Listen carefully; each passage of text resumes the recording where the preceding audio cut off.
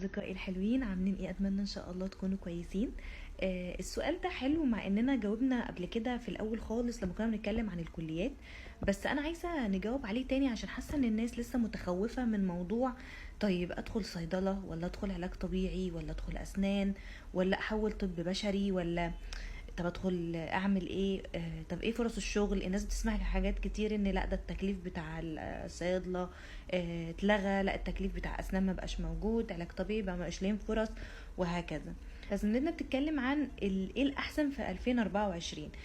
خلينا بس نتفق على حاجة، انه هعيد تاني نفس جملة ان هو لو حد حابب كلية معينة ومجال معين عايز يدرسه اعتقد يعني هيكون ده الدافع الاولاني اللي بيخليك تدخل الكلية مهما كان مستقبلها ايه.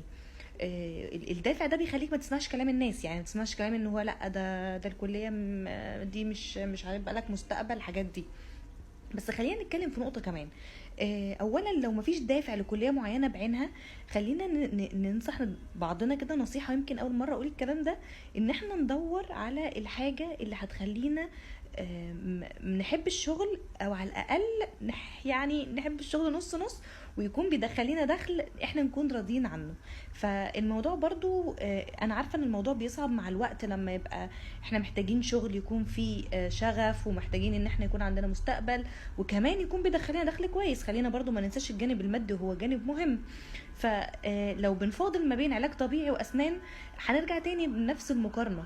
مشكلة اسنان الوحيدة ان اسنان محتاجة ان احنا هنكمل بفلوس بعد الكلية، يعني اهلنا تقدر تفتح عيادة، تجهز عيادة، لان عيادة الاسنان تجهيزها غالي، وهكذا. لو عندنا المساحة من الفلوس ان هي تزق معانا الزقة دي اوكي، ما عندناش يبقى لا، يبقى هنضطر بقى ندور على تدريب في مكان، نشتغل في حتة لغاية ما نبقى نقدر نجمع فلوس، او نعمل معادلة ونسافر. يعني لسه في فرص في حاجات. تمام. علاج طبيعي نفس الوضع. علاج طبيعي يا اما هنشتغل احنا في حتة، يا اما يا اما هنفتح احنا المركز البرايفت بتاعنا، او نسلك الطرق المختلفه في تانية، ان احنا ناخد منحه نكمل بره، ان احنا نشتغل في دول من دول اوروبيه او دول الخليج، وطبعا دي سكاكها برضو اتكلمنا عن جزء منها قبل كده، وهكذا. فهي الحته في شويه نقط، انا شغفي ايه؟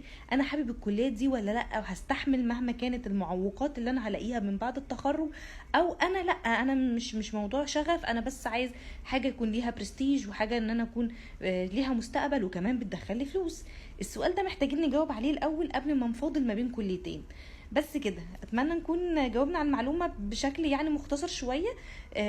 ومعلوماتنا النهارده خلصت، اشوفكم في فيديو جديد.